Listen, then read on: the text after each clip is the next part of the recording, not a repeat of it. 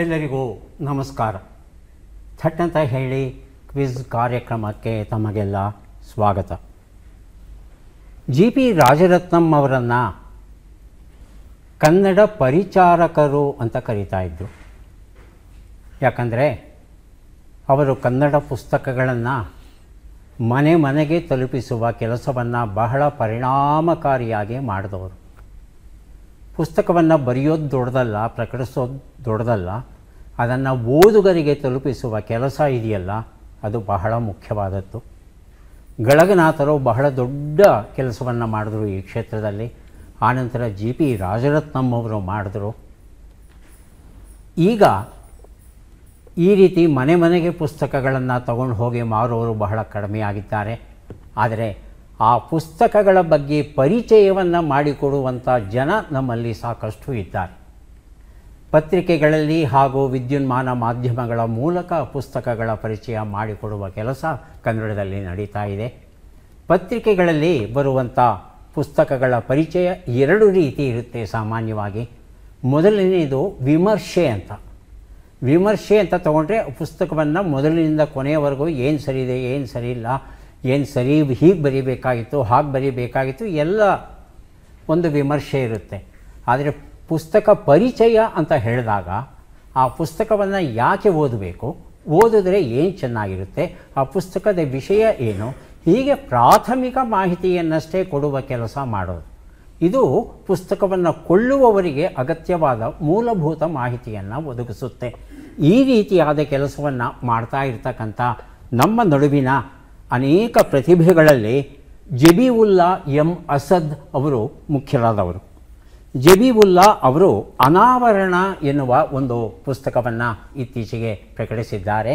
ಈ ಅನಾವರಣ ಎನ್ನುವ ಪುಸ್ತಕದ ವಿಶೇಷ ಏನಪ್ಪ ಅಂತ ಹೇಳ್ತಂದರೆ, ಇಡೀ ಪುಸ್ತಕ ಕೇವಲ ಪುಸ್ತಕ ವಿಮರ್ಶೆಗಳಿಂದಲೇ ತುಂಬಿದೆ.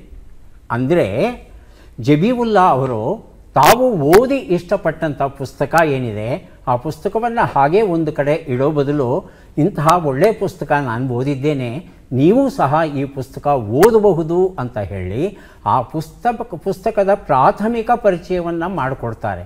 ವಿಮರ್ಶೆ ಮಾಡಲಿಕ್ಕೆ ಹೋಗೋದಿಲ್ಲ ಅವರು. ಪರಿಚಯ ಏನಿದೆ, ವಿಷಯ ಏನಿದೆ, ಲೇಖಕರು ಯಾರಿದ್ದಾರೆ, ಪ್ರಕಾಶಕರು ಯಾರಿದ್ದಾರೆ, ಅವರ ಬಗ್ಗೆ ನಾಲ್ಕು ಒಳ್ಳೆಯ ಮಾತುಗಳನ್ನು ಹೇಳಿ ನೀವು ಓದಿ ಅಂತ ನಮಗೆ ಹೇಳ್ತಾರೆ. ಜಬೀವುಲ್ಲಾ ಎಂ ಅಸದ್ ಅವರು ಮೂಲತಃ ಚಿತ್ರದುರ್ಗ ಜಿಲ್ಲೆಯ ನೇಕಾರಿಕೆಗೆ ಹೆಸರಾದಂಥ ಮೊಳಕಾಲ್ಮೂರಿನವರು. ಇವರು ಕನ್ನಡದಲ್ಲಿ ಶಿಕ್ಷಣವನ್ನು ಪಡೆದು ಆಂಗ್ಲ ಸಾಹಿತ್ಯವನ್ನು ಗಳಿಸಿ ಆನಂತರ ಬಳ್ಳಾರಿಯಲ್ಲಿ ಜನರಲ್ ನರ್ಸಿಂಗ್ ಇನ್ ಮಿಡ್ವೈಫ್ರಿ ಶುಶ್ರೂಷಕನಾಗಿ ಒಂದು ಸಾಧನೆಯನ್ನು ಸಾಧಿಸಿ ಬಳ್ಳಾರಿ ಬೆಂಗಳೂರಲ್ಲಿ ಕೆಲಸ ಮಾಡಿ ಕೊನೆಗೆ ಒಂದು ವೈದ್ಯಕೀಯ NGO ಜೊತೆ ಕೆಲಸವನ್ನು ಮಾಡ್ತಾ ಅನೇಕ ಹವ್ಯಾಸಗಳನ್ನು, ವೃತ್ತಿಯ ಜೊತೆ ಅನೇಕ ಪ್ರವೃತ್ತಿಗಳನ್ನು ಸಹ ಇವರು ರೂಢಿಸ್ಕೊಂಡು ಬಂದಿದ್ದಾರೆ. ಚಿತ್ರಕಲೆ, ಕರಕುಶಲ ಕಲೆ, ಓದು, ಅಂಚೆ ಚೀಟಿ ಸಂಗ್ರಹ, ಹಳೆ ನಾಣ್ಯ ಸಂಗ್ರಹ, ಬರವಣಿಗೆ, ಫೋಟೋಗ್ರಫಿ, ಪ್ರವಾಸ, ಹೀಗೆ ಹಲವು 10 ಹವ್ಯಾಸಗಳನ್ನು ರೂಢಿಸ್ಕೊಂಡಿರ್ತಕ್ಕಂಥ ಜಬೀವುಲ್ಲಾ ಅವರು ಅನಾವರಣ ಪುಸ್ತಕದಲ್ಲಿ ಬಹಳ ಸರಳವಾಗಿ, ಸೊಗಸಾಗಿ ತಾವು ಓದಿದ ಪುಸ್ತಕಗಳ ಪರಿಚಯ ಮಾಡ್ತಾರೆ. ಹಾಗಾಗಿ ಈ ಒಂದು ಪುಸ್ತಕವನ್ನು ಓದಿದರೆ ಕನ್ನಡದಲ್ಲಿ ಎಷ್ಟೆಲ್ಲ ಪುಸ್ತಕಗಳು ಪ್ರಕಟ ಆಗಿವೆ, ಯಾವ ವಿಷಯಕ್ಕೆ ಸಂಬಂಧಪಟ್ಟ ಹಾಗೆ ಆಗಿವೆ, ಯಾರು ಬರೆದಿದ್ದಾರೆ, ಇವನ್ನು ಓದೋದ್ರಿಂದ ನಮಗೇನು ಲಾಭ, ಅಷ್ಟೂ ಮಾಹಿತಿ ದೊರೆಯುತ್ತೆ. ಬಹಳ ಒಳ್ಳೆಯ ಕೆಲಸ ಮಾಡ್ತಾ ಇರ್ತಕ್ಕಂಥ ಜಬೀವುಲ್ಲಾ ಎಂ ಅಸದ್ ಅವರನ್ನು ಅಭಿನಂದಿಸ್ತಾ ಕಾರ್ಯಕ್ರಮವನ್ನು ಆರಂಭಿಸ್ತಾ ಇದ್ದೇವೆ. ಮೊದಲಿಗೆ ನಮ್ಮ ಸ್ಪರ್ಧಿಗಳ ಪರಿಚಯವನ್ನು ಮಾಡಿಕೊಳ್ಳೋಣ. ಮೊದಲ ಸ್ಪರ್ಧಿ. ನಮಸ್ಕಾರ, ನನ್ನ ಹೆಸರು ಅರವಿಂದ್ ಶೆಟ್ಟಿ. ನಾನು ಮೂಲತಃ ದಕ್ಷಿಣ ಕನ್ನಡ ಉಡುಪಿಯವನು. ಈಗ ಬಸವೇಶ್ವರದಲ್ಲಿ ವಾಸವಾಗಿದ್ದೇನೆ. ನನ್ನ ಹವ್ಯಾಸಗಳು ಕ್ವಿಜ್ ಕಾರ್ಯಕ್ರಮ ನೋಡೋದು ಮತ್ತು ಸ್ಪೋರ್ಟ್ಸ್ ಚಾನಲನ್ನು ವೀಕ್ಷಿಸುವುದು. ಅರವಿಂದ್, ಸ್ವಾಗತ ಕಾರ್ಯಕ್ರಮಕ್ಕೆ. ಮುಂದಿನ ಸ್ಪರ್ಧಿ. ಎಲ್ಲರಿಗೂ ನಮಸ್ಕಾರ. ನನ್ನ ಹೆಸರು ನಳಿನಿ ಟಿ. ನಾನು ಹಾಸನದಿಂದ ಬಂದಿದ್ದೇನೆ. ನಾನು ಕರ್ನಾಟಕ ಪಬ್ಲಿಕ್ ಶಾಲೆ ಹಳೇಬೀಡು ಇಲ್ಲಿ ಆಂಗ್ಲ ಭಾಷಾ ಶಿಕ್ಷಕಿಯಾಗಿ ಕರ್ತವ್ಯ ನಿರ್ವಹಿಸುತ್ತಿದ್ದೇನೆ. ನನ್ನ ಹವ್ಯಾಸಗಳು ರಂಗೋಲಿ ಬಿಡಿಸುವುದು, ಯೋಗ ಮಾಡುವುದು ಹಾಗೂ ಯೋಗಾಭ್ಯಾಸವನ್ನು ಹೇಳಿಕೊಡುವುದು. ನಳಿನಿ ಅವರಿಗೆ ಸ್ವಾಗತವನ್ನು ಕೋರ್ತಾ ಇದ್ದೇವೆ. ಮೂರನೇ ಸ್ಪರ್ಧಿ. ಎಲ್ರಿಗೂ ನಮಸ್ಕಾರ. ನನ್ನ ಹೆಸರು ರಾಘವೇಂದ್ರ ಮನ್ಮನೆ ಅಂತ. ಉತ್ತರ ಕನ್ನಡ ಜಿಲ್ಲೆಯ ಸಿದ್ದಾಪುರ ತಾಲೂಕಿನ ಮನಮನೆ ಎಂಬ ಗ್ರಾಮದಿಂದ ಬಂದಿದ್ದೇನೆ. ಇಲ್ಲಿ ದೃಶ್ಯ ಮಾಧ್ಯಮದಲ್ಲಿ ಪ್ರೋಗ್ರಾಮ್ ವಿಡಿಯೋ ಎಡಿಟರ್ ಆಗಿ ವರ್ಕ್ ಮಾಡ್ತಾ ಇದ್ದೇನೆ. ಸಂತೋಷ ರಾಘವೇಂದ್ರ, ಸ್ವಾಗತ ಕಾರ್ಯಕ್ರಮಕ್ಕೆ. ಮೂವರು ಸಿದ್ಧವಾಗಿದ್ದರೆ ಕಾರ್ಯಕ್ರಮ ಆರಂಭಿಸೋಣ. ಮೊದಲಿಗೆ ನಿಯಮಗಳನ್ನು ಒಮ್ಮೆ ನೋಡಿಬಿಡೋಣ. ಒಟ್ಟು 10 ಪ್ರಶ್ನೆಗಳು. ಮೊದಲು ಬಜರ್ ಒತ್ತಿದವರಿಗೆ ಉತ್ತರ ನೀಡುವ ಅವಕಾಶ. ಪ್ರತಿ ಸರಿ ಉತ್ತರಕ್ಕೆ ಒಂದು ಪುಸ್ತಕ ಬಹುಮಾನ. ಆಯ್ಕೆಗಳು ಬರುವ ಮೊದಲೇ ಬಜರ್ ಒತ್ತಿ ಸರಿ ಉತ್ತರ ನೀಡಿದರೆ 2 ಪುಸ್ತಕ ಬಹುಮಾನ. 100 ಅಂಕ ಗಳಿಸಿದವರಿಗೆ ಒಂದು ಪುಸ್ತಕ ವಿಶೇಷ ಬಹುಮಾನವಾಗಿ ದೊರೆಯುತ್ತೆ. ನಕಾರಾತ್ಮಕ ತಂತ್ರಗಳಿಗೆ ಅವಕಾಶವಿಲ್ಲ. ಇಂದಿನ ಕಾರ್ಯಕ್ರಮದಲ್ಲಿ ನಾವು ಕೊಡುವ ಎಲ್ಲ ಪುಸ್ತಕಗಳನ್ನು ನಮಗೆ ಕೊಟ್ಟಿದ್ದಾರೆ ಬಳ್ಳಾರಿಯ ಎನ್ ತಿಪ್ಪಣ್ಣ ಮತ್ತು ಎನ್ ಟಿ ಗೌರಮ್ಮ ಅವರು, ಮಾಜಿ MLC ಮತ್ತು ರಾಜ್ಯ ಅಧ್ಯಕ್ಷರು, ಅಖಿಲ ಭಾರತ ವೀರಶೈವ ಮಹಾಸಭೆ, ಬೆಂಗಳೂರು. ಇವರಿಗೆ ಕೃತಜ್ಞತೆಗಳನ್ನು ಸೂಚಿಸ್ತಾ ಇದ್ದೇವೆ. ಕಾರ್ಯಕ್ರಮದ ಮೊದಲ ಪುಸ್ತಕ, ಮೊದಲ ಪ್ರಶ್ನೆ, ಡಾಲರ್ ಸೊಸೆ, ಸುಧಾಮೂರ್ತಿ ಅವರು ಬರೆದಂಥ ಕನ್ನಡ ಕಾದಂಬರಿ. ಮೊದಲ ಪ್ರಶ್ನೆ ಈಗ ಬಂತು. ಡೆಂಗಿ ಜ್ವರವನ್ನು ಯಾವ ಸೊಳ್ಳೆಯು ಹರಡುತ್ತದೆ? ಆಯ್ಕೆಗಳನ್ನು ನೋಡೋಣ. ಏಡಿಸ್, ಸೋರೋಫೋರಾ, ಕ್ಯುಲೆಕ್ಸ್, ಮಾನ್ಸೋನಿಯಂ. ಮೊದಲಿಗೆ ನಳಿನಿ, ಆನಂತರ ಅರವಿಂದ್. ಏಡಿಸ್ ಆಯ್ಕೆ 1. ಅರವಿಂದ್ ಆಯ್ಕೆ 2 ಸೋರೋಫೋರಾ. ಉತ್ತರವನ್ನು ನೋಡೋಣ. ಸರಿಯಾದ ಉತ್ತರ ಏಡಿಸ್. ಈ ಉತ್ತರವನ್ನು ಕೊಟ್ಟದ್ದು ನಳಿನಿ. ಡಾಲರ್ ಸೊಸೆ ಎನ್ನುವ ಈ ಕನ್ನಡ ಕಾದಂಬರಿಯನ್ನು ನಳಿನಿ ಅವರಿಗೆ ಕೊಟ್ಟಿದ್ದೇವೆ. ಈ ಏಡಿಸ್ ಈಜಿಪ್ಟೈ ಅಂತಕ್ಕಂಥ ಈ ಒಂದು ಸೊಳ್ಳೆ ಏನಿದೆ, ಇದು ಕೇವಲ ಡೆಂಗಿಯನ್ನು ಮಾತ್ರ ಅಲ್ಲ, yellow fever, chikungunya, Zika virus, West Nile virus ಇತ್ಯಾದಿ ಜ್ವರಗಳನ್ನು ಸಹ ಇದು ಹರಡುತ್ತೆ. ಮುಖ್ಯವಾಗಿ ಈಗ ಸದ್ಯಕ್ಕೆ ಕರ್ನಾಟಕದಲ್ಲಿ ಇದು ಡೆಂಗಿ ಜ್ವರವನ್ನು ಹರಡ್ತಾ ಇದೆ. ಈ ಸೊಳ್ಳೆ ಮತ್ತು ಇದರಿಂದ ಬರುವ ಡೆಂಗಿ ಜ್ವರ ಇವನ್ನು ನಿಯಂತ್ರಿಸಬೇಕಾದ್ರೆ ನಮ್ಮ ಹತ್ತಿರ ಇರೋದು 2 ದಾರಿ.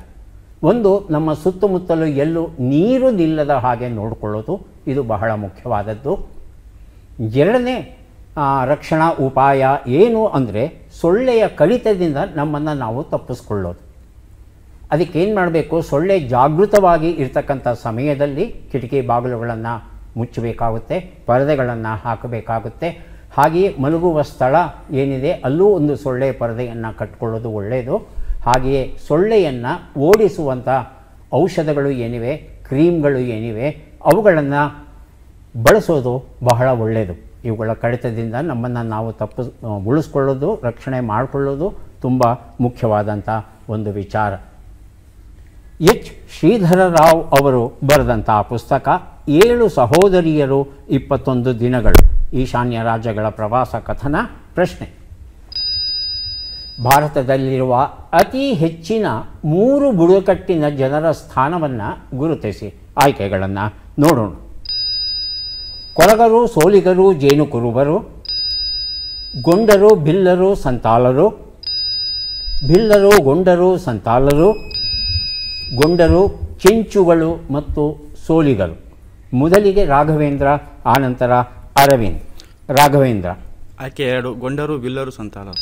ಗೊಂಡರು, ಬಿಲ್ಲರು, ಸಂತಾಲರು ಅಂತ ಹೇಳ್ತಾ ಇದ್ದಾರೆ. ಆಯ್ಕೆ 2 ಅರವಿಂದ್. ಆಯ್ಕೆ 3 ಬಿಲ್ಲರು, ಗೊಂಡರು ಮತ್ತು ಸಂತಾಲರು.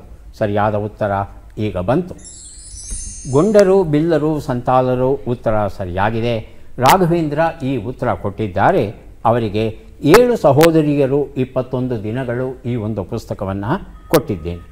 ಬಿಹಾರ, ಒಡಿಶಾ ಮತ್ತು ಪಶ್ಚಿಮ ಬಂಗಾಳದಲ್ಲಿ ಈ 3 ಬುಡಕಟ್ಟಿನ ಜನ ವಾಸಿಸ್ತಾರೆ. ಅತ್ಯಂತ ಹೆಚ್ಚಿಗೆ ಗೊಂಡರು, ಆನಂತರ ಬಿಲ್ಲರು, ಕೊನೆಯಲ್ಲಿ ಸಂತಾಲರು ಬರ್ತಾರೆ. ಇವರು ಯಾರನ್ನು ಪೂಜಿಸ್ತಾರೆ ಅಂದರೆ ಪ್ರಕೃತಿಯನ್ನೇ ಇವರು ಪೂಜೆ ಮಾಡ್ತಾರೆ. ಇವರಲ್ಲಿ ಹಲವು ರೀತಿಯ ಮದುವೆಗಳು ಉಂಟಂತೆ. ವಿಚ್ಛೇದನ ಬಹಳ ಸುಲಭ, ಮದುವೆ ಆಗೋದು ಸುಲಭ, ವಿಚ್ಛೇದನವೂ ಬಹಳ ಸುಲಭ. ಮರುಮದುವೆ ಸರ್ವಸಾಮಾನ್ಯವಾಗಿ ನಡೆಯುತ್ತಂತೆ. ವಿಧವಾ ವಿವಾಹವನ್ನು ಸಹ ಇವರು ಒಪ್ಕೊಂಡಿದ್ದಾರೆ. ಅಂದರೆ ನಮ್ಮ ಸಮಾಜಕ್ಕೂ ಇವರ ಸಮಾಜಕ್ಕೂ ಬಹಳ ವ್ಯತ್ಯಾಸ ಇದೆ. ನಮ್ಮದು ಬಹಳ ಸಂಕೀರ್ಣವಾದ ಸಮಾಜ, ಆದರೆ ಇವರದು ಅತ್ಯಂತ ಸರಳವಾದ ಸಮಾಜ. ಕೃಷಿ ಮತ್ತು ಸಂಗೀತ ಇವರಿಗೆ ಬಹಳ ಇಷ್ಟ ಅಂತೆ. ಸಂಗೀತ ಮತ್ತು ನೃತ್ಯ ಏನಿದೆ ಬಹಳ ಇಷ್ಟಪಡ್ತಾರೆ ಇವರು. ಮುಂದಿನ ಪುಸ್ತಕ ಬೆಂಗಾಲಿ ಕವಿತೆಗಳು ಎಚ್ ಎಸ್ ವೆಂಕಟೇಶ್ ಮೂರ್ತಿ ಅವರು ಕನ್ನಡಕ್ಕೆ ತಂದಿರುವಂಥ ಕವನಗಳ ಸಂಕಲನ ನಮ್ಮ ಪ್ರಶ್ನೆ. ಖಗೋಳ ವಿಜ್ಞಾನಿಗಳು ಬರುವ ಸೆಪ್ಟೆಂಬರ್ ತಿಂಗಳಿನಲ್ಲಿ ಯಾವ ಖಗೋಳಿಕ ವಿದ್ಯಮಾನಕ್ಕಾಗಿ ಕಾಯುತ್ತಿದ್ದಾರೆ? ಆಯ್ಕೆಗಳನ್ನು ನೋಡೋಣ. ಬ್ಲ್ಯಾಕ್ ಹೋಲ್, ಧೂಮಕೇತು, ನೋವಾ ಎಕ್ಸ್ಪ್ಲೋಷನ್, ಗ್ರಹಗಳ ಒಕ್ಕೂಟ. ಮೊದಲಿಗೆ ರಾಘವೇಂದ್ರ, ಆನಂತರ ಅರವಿಂದ್. ಆಯ್ಕೆ 3 ನೋವಾ ಎಕ್ಸ್ಪೋಸರ್. ಆಯ್ಕೆ 3 ನೋವಾ ಎಕ್ಸ್ಪ್ಲೋಷನ್. ಅರವಿಂದ್? ಆಯ್ಕೆ 3. ಆಯ್ಕೆ 3. ಉತ್ತರವನ್ನು ನೋಡೋಣ. ನೋವಾ ಎಕ್ಸ್ಪ್ಲೋಷನ್ ಉತ್ತರ ಸರಿಯಾಗಿದೆ. ಬೆಂಗಾಲಿ ಕವಿತೆಗಳು ಈ ಒಂದು ಪುಸ್ತಕವನ್ನು ಅವರಿಗೆ ಕೊಟ್ಟಿದ್ದೇವೆ. ಭೂಮಿಯಿಂದ 3000 ಜ್ಯೋತಿರ್ವರ್ಷಗಳ ದೂರದಲ್ಲಿ ಒಂದು ನಕ್ಷತ್ರ ಇದೆಯಂತೆ. ಈ ನಕ್ಷತ್ರ ಇನ್ನೊಂದು ನಕ್ಷತ್ರ, ಎರಡೂ ನಕ್ಷತ್ರಗಳು ಪರಸ್ಪರ ಸಂಪರ್ಕವನ್ನು ನಡೆಸಿ ಪರಸ್ಪರ ಕುಡುಕೊಳ್ಳುವಿಕೆಯನ್ನು ಮಾಡಿ ಇವು ಸಿಡಿಯುತ್ತೆ ಅಂತ ನಿರೀಕ್ಷೆ ಮಾಡಿದ್ದಾರೆ. ಒಂದು ಶ್ವೇತಕುಬ್ಜವಾಗಿದೆ, ಮತ್ತೊಂದು ಕೆಂಪು ದೈತ್ಯ ನಕ್ಷತ್ರ ಆಗಿದೆ. ಇವುಗಳ ಕೊಡುಕೊಳ್ಳುವಿಕೆಯಲ್ಲಿ ಒಂದು ದೊಡ್ಡ ಪ್ರಮಾಣದ ಒಂದು ಸ್ಫೋಟ ನಡೆಯುತ್ತೆ ಅಂತ ವಿಜ್ಞಾನಿಗಳು ನಿರೀಕ್ಷೆ ಮಾಡಿ ಆ ಸ್ಫೋಟ ಅದರಿಂದ ಏನೇನಾಗುತ್ತೆ ಇವೆಲ್ಲವನ್ನು ಅಧ್ಯಯನ ಮಾಡೋಕ್ಕೆ ಕಾತುರರಾಗಿದ್ದಾರಂತೆ ಖಗೋಳ ವಿಜ್ಞಾನಿಗಳು.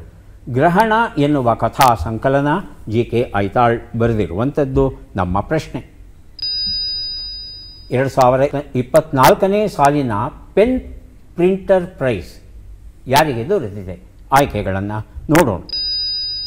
ನೀಲಿಮಾ ಸಕ್ಸೇನಾ, ವಿಕ್ರಮ್ ಸಿಂಗ್, ವಿಕ್ರಮ್ ಸೇಠ್. ಹೇಳಿ ನಳಿನಿ. ವಿಕ್ರಮ್ ಸಿಂಗ್. ವಿಕ್ರಮ್ ಸಿಂಗ್. ಸಿಂಗ್ ಆಯ್ಕೆ 2. ರಾಘವೇಂದ್ರ. ನೀಲಿಮಾ ಸಕ್ಸೇನಾ. ನೀಲಿಮಾ ಸಕ್ಸೇನಾ ಆಯ್ಕೆ 1. ಆಯ್ಕೆ 4 ಅರುಂಧತಿ ರಾಯ್. ಉತ್ತರವನ್ನು ನೋಡೋಣ. ಸರಿಯಾದ ಉತ್ತರ ಅರುಂಧತಿ ರಾಯ್ ಆಗಿತ್ತು. ಅರುಂಧತಿ ರಾಯ್ ಅವರಿಗೆ ಬೂಕರ್ ಪ್ರೈಸ್ ಬಂದಿದೆ. ಯಾಕೆ ಇವರಿಗೆ ಈ ಪೆನ್ ಪ್ರಿಂಟರ್ ಪ್ರೈಸ್ ಕೊಟ್ಟಿದ್ದಾರೆ ಅಂದರೆ ಅರುಂಧತಿ ಅವರು ಬಹಳ ದಿಟ್ಟವಾಗಿ ಬರೀತಾರೆ, ಬಹಳ ಧೈರ್ಯವಾಗಿ ಬರೀತಾರೆ. ಯಾವುದೇ ರೀತಿಯ ಅನ್ಯಾಯಗಳು ನಡೆದರೂ ಅದರ ವಿರುದ್ಧ ಪ್ರತಿಭಟಿಸಿ ಜನಜಾಗೃತಿಯನ್ನು ಉಂಟು ಮಾಡ್ತಾರೆ ಅಂತ ಅವರ ಸಾಹಸಿ ಬರಹ ಏನಿದೆ ಅದಕ್ಕೆ ಈ ಒಂದು ಪ್ರಶಸ್ತಿಯನ್ನು ಕೊಟ್ಟಿದ್ದಾರಂತೆ. ಲಂಡನ್ನಲ್ಲಿ ಅಕ್ಟೋಬರ್ ತಿಂಗಳಲ್ಲಿ ಈ ಒಂದು ಪ್ರಶಸ್ತಿ ಅವರಿಗೆ ದೊರೆಯುತ್ತಂತೆ. ಈಗಾಗಲೇ ಈ ಪ್ರಶಸ್ತಿ ಸಲ್ಮಾನ್ ರಶ್ದಿ ಅವರಿಗೆ, ಮಾರ್ಗರೆಟ್ ಅಟ್ವುಡ್ ಅವರಿಗೆ ದೊರೆತಿದೆ. ಈಗ ಅರುಂಧತಿ ರಾಯ್ ಅವರಿಗೆ ಸಿಗ್ತಾ ಇದೆ ಈ ಪ್ರಶಸ್ತಿ. ಮುಂದಿನ ಪುಸ್ತಕ ಪ್ರಸಾದವಾಣಿ, ಶಿವಪ್ರಸಾದ್ ಕರ್ಜಗಿ ಬರೆದಿರುವಂಥದ್ದು ನಮ್ಮ ಪ್ರಶ್ನೆ. ಬಿಟ್ಟ ಅಕ್ಷರಗಳನ್ನು ತುಂಬಿ. ಟಿ, ಇಂ, ಯಾ, ವಿ, ಸ. ಬರೆದಿರುತ್ತಿದ್ದಾರೆ ರಾಘವೇಂದ್ರ ಮತ್ತು ನಳಿನಿ. ಟೀಮ್ ಇಂಡಿಯಾ ವಿಜಯೋತ್ಸವ. ಟೀಮ್ ಇಂಡಿಯಾ ವಿಜಯೋತ್ಸವ ಹೌದಾ ನಳಿನಿ? ಟೀಮ್ ಇಂಡಿಯಾ ವಿಜಯೋತ್ಸವ. ಉತ್ತರವನ್ನು ನೋಡೋಣ. ಟೀಮ್ ಇಂಡಿಯಾ ವಿಜಯೋತ್ಸವ ಉತ್ತರ ಸರಿಯಾಗಿದೆ. ರಾಘವೇಂದ್ರ ಅವರಿಗೆ ಪ್ರಸಾದವಾಣಿ ಎನ್ನುವ ಈ ಒಂದು ಪುಸ್ತಕವನ್ನು ಕೊಟ್ಟಿದ್ದೇನೆ. ಕಡಲಮುತ್ತು ಕವನ ಸಂಕಲನ ಕೆ.ಎ. ಸುಜಾತಾ ಗುಪ್ತಾ ಬರೆದಿರುವಂಥದ್ದು ಪ್ರಶ್ನೆ. ಈ ಕೆಳಗಿನ ಲೆಕ್ಕಗಳನ್ನು ಪೂರ್ಣಗೊಳಿಸಿ ಉತ್ತರಗಳನ್ನೆಲ್ಲ ಕೂಡಿ ಅಂತಿಮ ಉತ್ತರವನ್ನು ನೀಡಿ. ಲೆಕ್ಕಗಳು ಈಗ ಬಂದಿದೆ. 49 ಕೂಡು 32, 72 ಕಳೆ 48, 27 ಗುಣಿಸು 19, 850 ಭಾಗಿಸು 10.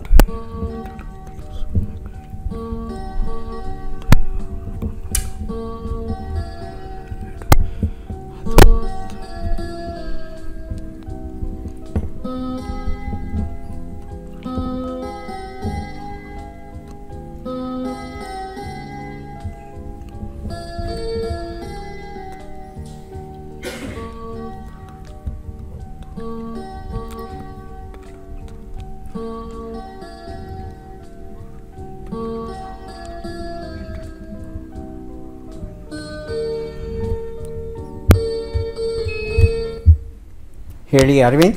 696. ಎಷ್ಟು? 696.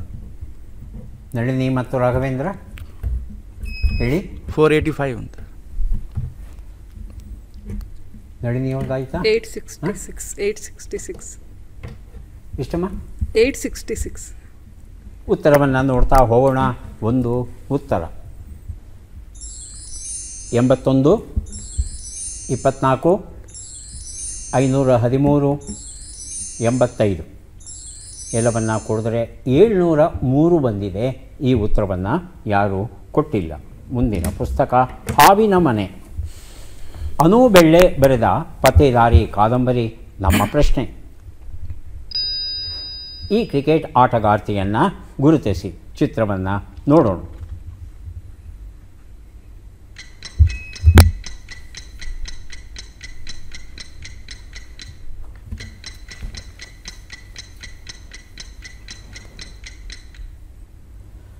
ಆಯ್ಕೆಗಳು ಬರುವುದಕ್ಕೆ ಮೊದಲು ಅರವಿಂದ್ ಬಜರ್ ಒತ್ತಿದ್ದಾರೆ. ಉತ್ತರವನ್ನು ಕೇಳಿ. ಜೆಮಿಮಾ ರೋಡ್ರಿಗಸ್. ಜಿಮಿಮಾ ರಾಡ್ರಿಕ್ಸ್ ಅಂತ ಹೇಳ್ತಾ ಇದ್ದಾರೆ. ಆಯ್ಕೆಗಳನ್ನು ನೋಡಿ ಸರಿಯಾದ ಉತ್ತರ ತಿಳ್ಕೊಳ್ಳೋಣ. ಆಯ್ಕೆ 1 ಜೆಮಿಮಾ ರಾಡ್ರಿಕ್ಸ್, ರಾಜೇಶ್ವರಿ ಗಾಯಕ್ವಾಡ್, ಶಫಾಲಿ ವರ್ಮಾ, ರಿಚಾ ಘೋಷ್. ಉತ್ತರವನ್ನು ನೋಡೋಣ.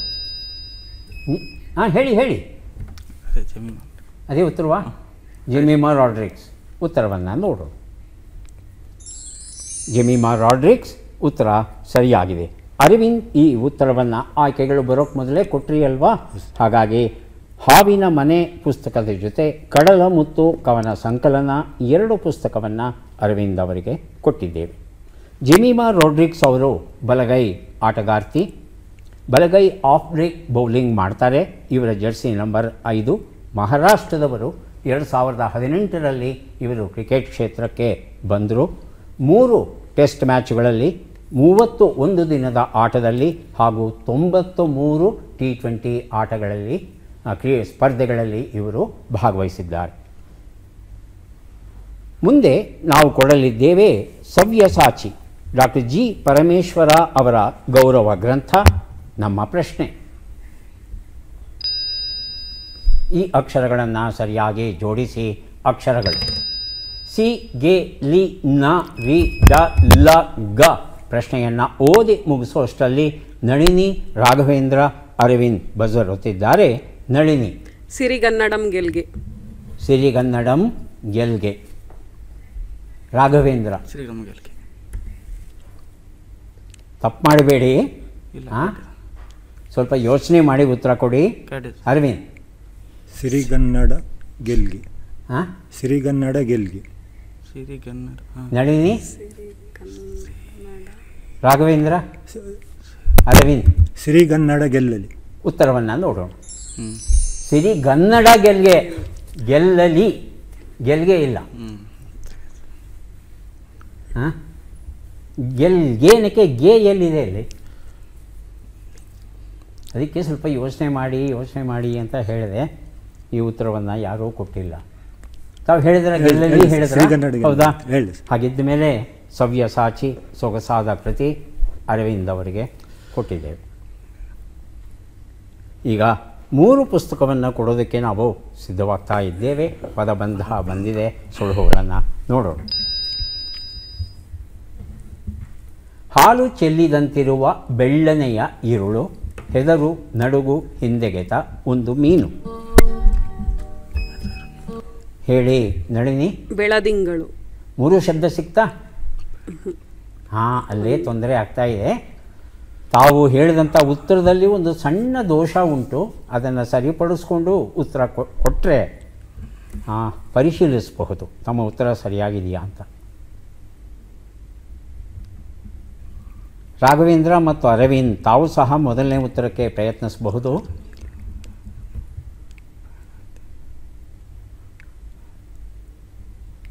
ಉತ್ತರವನ್ನು ನೋಡೋಣ. ಒಂದು ಉತ್ತರ ಬೆಳುದಿಂಗಳು. ಅದು ಬೆಳದಿಂಗಳು ಅಂತ ನಾವು ಆಡು ಭಾಷೆಯಲ್ಲಿ ಬಳಸ್ಕೊಂಡು ಬರ್ತೇವೆ. ವಾಸ್ತವದಲ್ಲಿ ಬೆಳುದಿಂಗಳು ಅನ್ನೋದೇ ಸರಿಯಾದ ರೂಪ. ಈಗ ಎರಡನೇದಕ್ಕೆ ಯಾರು ಬೇಕಾದರೂ ಬಜರ್ ಒತ್ತಬಹುದು, ಉತ್ತರವನ್ನು ಕೊಡಬಹುದು. ಳು ಇದೆ ಮಧ್ಯದ ಅಕ್ಷರ. ಹೆದರು ನಡುಗು ಹಿಂದೆಗೆತ. ಅಳುಕು. ಬಜರ್ ಒತ್ಬಿಟ್ಟು ಹೇಳಿ.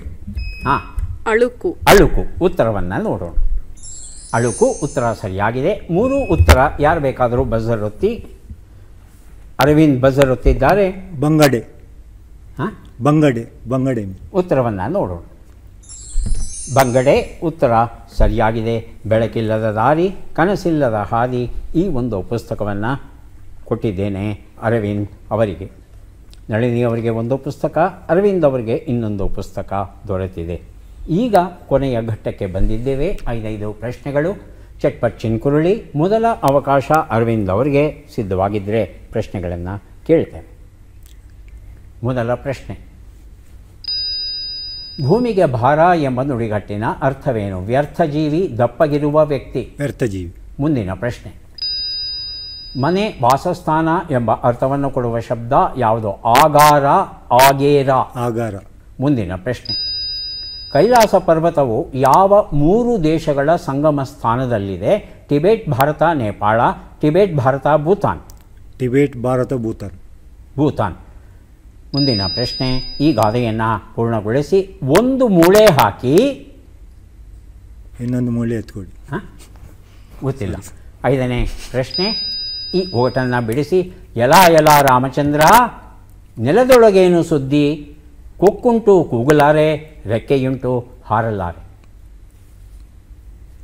ಉತ್ತರವನ್ನು ನೋಡ್ತಾ ಹೋಗೋಣ. 1 ಉತ್ತರ ಭೂಮಿಗೆ ಭಾರ, ವ್ಯರ್ಥ ಜೀವಿ, ಸರಿಯಾಗಿದೆ. 2 ಉತ್ತರ ಮನೆ, ವಾಸಸ್ಥಾನ, ಆಗಾರ, ಸರಿಯಾಗಿದೆ. 3 ಉತ್ತರ ಟಿಬೆಟ್, ಭಾರತ, ನೇಪಾಳ ಆಗಿತ್ತು, ಭೂತಾನ್ ಅಲ್ಲ. 4ನೇ ಪ್ರಶ್ನೆಗೆ ಉತ್ತರ ಒಂದು ಮೂಳೆ ಹಾಕಿ 2 ನಾಯಿ ಬಿಟ್ಟಂಗೆ. ಕೆಲವರು ತಮಾಷೆ ನೋಡೋಕ್ಕೆ ಈ ರೀತಿ ಮಾಡ್ತಾರೆ. 5ನೇ ಪ್ರಶ್ನೆ, ಇದು ಶುಂಠಿಯ ವರ್ಣನೆ ಆಗಿತ್ತು. 2 ಪ್ರಶ್ನೆಗಳಿಗೆ ತಾವು ಸರಿಯಾದ ಉತ್ತರ ಕೊಟ್ಟಿದ್ದೀರಿ. ಹಾಗಾಗಿ 2 ಪುಸ್ತಕಗಳನ್ನು ತಮಗೆ ಕೊಟ್ಟಿದ್ದೇವೆ. ಈಗ ನಳಿನಿ ಅವರಿಗೆ ಅವಕಾಶ ಬರ್ತಾ ಇದೆ. ಸಿದ್ಧವಾಗಿದ್ದರೆ ಪ್ರಶ್ನೆಗಳನ್ನು ಕೇಳ್ತೇವೆ. ಮೊದಲ ಪ್ರಶ್ನೆ, ಭೂಮಿಗಿಳಿದು ಹೋಗು ಎಂಬ ನುಡಿಗಟ್ಟಿನ ಅರ್ಥವೇನು? ಧೈರ್ಯಗುಂದು, ಮೃತನಾಗು. ಧೈರ್ಯಗುಂದು. ಮುಂದಿನ ಪ್ರಶ್ನೆ, ಸುತ್ತಮುತ್ತಲಿನ ಪ್ರದೇಶ ಎಂಬ ಅರ್ಥವನ್ನು ಕೊಡುವ ಶಬ್ದ ಯಾವುದು? ಅಗ್ರ, ಆಗ್ರ. ಆಗ್ರ. ಮುಂದಿನ ಪ್ರಶ್ನೆ, ಕೈಲಾಸ ಪರ್ವತದ ಬಳಿ ಇರುವ 2 ಸರೋವರಗಳು ಯಾವುವು? ಮಾನಸರೋವರ, ರಾಕ್ಷಸ ತಳ. ಮಾನಸರೋವರ, ದೇವತಳ. ಮಾನಸರೋವರ, ದೇವತಳ. ಮುಂದಿನ ಪ್ರಶ್ನೆ, ಈ ಗಾದೆಯನ್ನು ಪೂರ್ಣಗೊಳಿಸಿ. ಓಡಿ ಹೋಗೋ ಬಡ್ಡಿ. ಮುಂದಿನ ಪ್ರಶ್ನೆ, ಈ ಒಗಟನ್ನು ಬಿಡಿಸಿ. ಅಂತರದಲ್ಲಿರುವಾಕಿ, ಬಣ್ಣದ ಸೀರೆ ಉಟ್ಟಾಕಿ, ಮಂದಿನ ಕಂಡರೆ ಹಲ್ಲಕಿಸಿವಾಕಿ. ಉತ್ತರವನ್ನು ನೋಡ್ತಾ ಹೋಗೋಣ. 1 ಉತ್ತರ ಭೂಮಿಗಿಳಿದು ಹೋಗು, ಧೈರ್ಯಗೊಂದು, ಸರಿಯಾಗಿದೆ. 2 ಉತ್ತರ ಸುತ್ತಮುತ್ತಲಿನ ಪ್ರದೇಶ ಆಗ್ರ ಆಗಿತ್ತು, ಸರಿಯಾದ ಉತ್ತರ ಕೊಟ್ಟಿದ್ದೀರಿ. 3ನೇ ಪ್ರಶ್ನೆಗೆ ಉತ್ತರ ಮಾನಸ ಸರೋವರ ಮತ್ತು ರಾಕ್ಷಸ ತಳ, ಅದು ಸರಿಯಾದ ಉತ್ತರ. ದೇವತಳ ಅಂತ ಯಾವುದೇ ಸರೋವರ ಇಲ್ಲ. 4ನೇ ಪ್ರಶ್ನೆಗೆ ಉತ್ತರ ಓಡಿ ಹೋಗೋ ಬಡ್ಡಿ, ಹಾಲಿಗೆ ಹೆಪ್ಪು ಹಾಕ್ಯಾಳೆ ಅನ್ನೋದು ಸರಿಯಾದ ರೂಪ. 5ನೇ ಪ್ರಶ್ನೆಗೆ ಉತ್ತರ ಇದು ದಾಳಿಂಬೆ ಹಣ್ಣು. ಗಿಡದಲ್ಲಿರುವಾಗಲೇ ದಾಳಿಂಬೆ ಹಣ್ಣು ಕೆಲವು ಸಲ ಬಿರಿದಾಗ ಒಳಗೆ ಇರ್ತಕ್ಕಂಥ ಆ ಕಾಳುಗಳು ಎದ್ದು ಕಾಣುತ್ತೆ. ಅದು ನಮ್ಮ ಕವಿಗೆ ಅದು ಹಲ್ಲುಗಳ ಹಾಗೆ ಕಂಡು ಬಂದಿದೆ. ಎಷ್ಟು ಸರಿ ಉತ್ತರ ಕೊಟ್ರಿ? 2 2 ಸರಿಯಾದ ಉತ್ತರ ಕೊಟ್ಟಿದ್ದೀರಿ. 2 ಪುಸ್ತಕಗಳನ್ನು ತಮಗೆ ಕೊಡ್ತಾ ಇದ್ದೇವೆ. ಈಗ ರಾಘವೇಂದ್ರ ಅವರಿಗೆ ಅವಕಾಶ ಬರ್ತಾ ಇದೆ. ಸಿದ್ಧವಾಗಿದ್ದೀರಾ? ಮೊದಲ ಪ್ರಶ್ನೆ, ಭೂತಬಡಿ ಎಂಬ ನುಡಿಗಟ್ಟಿನ ಅರ್ಥವೇನು? ವಿಮನಸ್ಕ, ಮನಸ್ಕ. ಮನಸ್ಕನಾ? ಮುಂದಿನ ಪ್ರಶ್ನೆ, ಹೇಳಿಕೆ, ನಿಂದೆ, ದೂರು ಎಂಬ ಅರ್ಥವನ್ನು ಕೊಡುವ ಶಬ್ದ ಯಾವುದು? ಅಡಿಕೆ, ಆಡಿಕೆ. ಮುಂದಿನ ಪ್ರಶ್ನೆ, ಕೈಲಾಸ ಪರ್ವತದ ಪರಿಸರದಿಂದ ಎಷ್ಟು ದೊಡ್ಡ ನದಿಗಳು ಹುಟ್ಟುತ್ತವೆ? 4, 5. ಮುಂದಿನ ಪ್ರಶ್ನೆ, ಈ ಗಾದೆಯನ್ನು ಪೂರ್ಣಗೊಳಿಸಿ. ಓತಿ ಖ್ಯಾತನಿಗೆ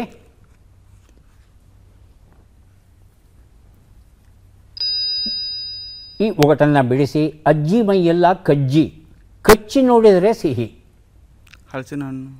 ಹಲಸಿನ ಹಣ್ಣು. ಉತ್ತರವನ್ನು ನೋಡ್ತಾ ಹೋಗೋಣ. 1 ಉತ್ತರ ಭೂತಬಡಿ, ವಿಮನಸ್ಕನಾಗು, ಮನಸ್ಕ ಅಂತ ತಾವು ಹೇಳಿದ್ರಿ. 2ನೇ ಪ್ರಶ್ನೆಗೆ ಉತ್ತರ ಹೇಳಿಕೆ, ನಿಂದೆ, ದೂರು, ಆಡಿಕೆ, ಸರಿಯಾಗಿದೆ. 3ನೇ ಪ್ರಶ್ನೆಗೆ ಉತ್ತರ 4 ನದಿಗಳು ಸಿಂಧೂ, ಬ್ರಹ್ಮಪುತ್ರ, ಸಟ್ಲೇಜ್ ಮತ್ತು ಕರ್ಣಾಲಿ. 4ನೇ ಪ್ರಶ್ನೆಗೆ ಉತ್ತರ ಓತಿ ಖ್ಯಾತನಿಗೆ ಬೇಲಿಯೇ ಸಾಕ್ಷಿ ಅಂತ ಹೇಳ್ತಾರೆ. ಬೇಲಿ ಗೂಟ ಸಾಕ್ಷಿ ಹೀಗೆಲ್ಲ ಹೇಳೋದುಂಟು. 5ನೇ ಪ್ರಶ್ನೆಗೆ ಉತ್ತರ ಅಜ್ಜಿ ಮೈಯೆಲ್ಲ ಕಜ್ಜಿ, ಕಚ್ಚಿ ನೋಡಿದರೆ ಸಿಹಿ. ಇದು ಹಾಗಲ ಹಣ್ಣು ಸರಿಯಾದ ಉತ್ತರ. ಆದರೆ ಹಲಸಿನ ಹಣ್ಣು ಅಂತ ಹೇಳಿದ್ರೂ ಸಹ ಅಂಥ ದೊಡ್ಡ ತಪ್ಪೇನೂ ಆಗೋದಿಲ್ಲ.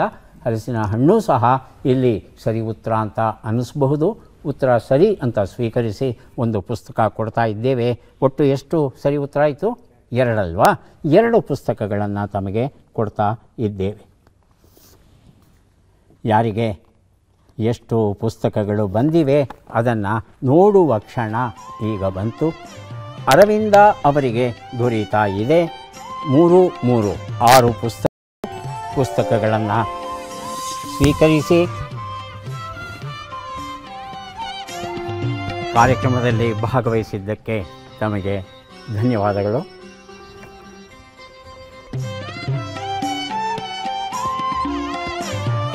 ನಳಿನಿ ಅವರಿಗೆ 4 ಪುಸ್ತಕಗಳು, ಅಭಿನಂದನೆಗಳು.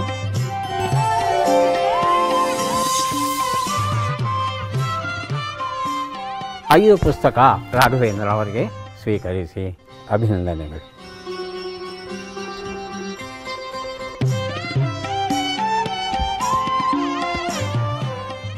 ಕಾಲಕ್ಕೆ ಸರಿಯಾಗಿ ಊಟ ಮಾಡಬೇಕು. ಊಟ ಮಾಡಲಿಲ್ಲ ಅಂದರೆ ಜಠರದಲ್ಲಿ ಜಠರಾಮ್ಲ ಹೆಚ್ಚಾಗುತ್ತೆ, ಹೊಟ್ಟೆಯನ್ನೇ ಸುಡುತ್ತೆ. ಹೊಟ್ಟೆಯನ್ನು ಸುಡುತ್ತಾ ಜಠರಾಮ್ಲನ ತಗೊಂಡು ಒಂದು ಬಟ್ಲಲ್ಲಿ ಹಾಕಿಬಿಟ್ಟು ಒಂದು ಸಣ್ಣ ಮೊಳೆಯನ್ನು ಹಾಕಿ ಆ ಮೊಳೆಯನ್ನೇ ಕರಗಿಸಿಬಿಡುತ್ತೆ ಜಠರಾಮ್ಲ. ಅಷ್ಟು ಶಕ್ತಿಶಾಲಿಯಾದದ್ದು. ಹಾಗಾಗಿ ಕಾಲಕ್ಕೆ ಸರಿಯಾಗಿ ಊಟ ಮಾಡೋದು ಬಹಳ ಬಹಳ ಮುಖ್ಯ.